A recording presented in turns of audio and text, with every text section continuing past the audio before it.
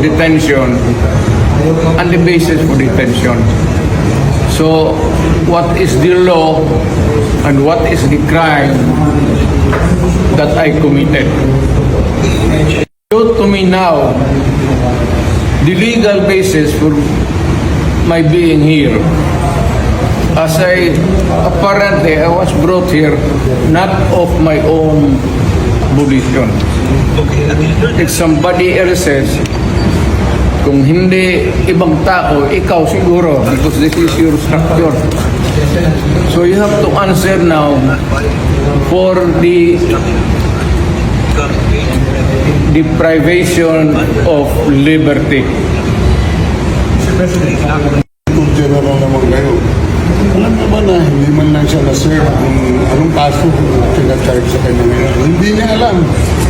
No? Kahit na PI man lang. Alam mo, ang charge sa kanya nasa dyaryo lang. No? And then, hindi pa kayo na ganito ginagawa natin. Sumusunod tayo sa isang entity na hindi na tayo member. Nag-withdraw na tayo.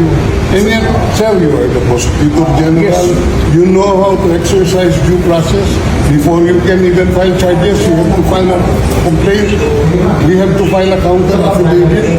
Without doing those procedural process, here we are being issued a warrant of arrest, questionable warrant of arrest. Ano naman to, sir? There's naman doon blooper, puro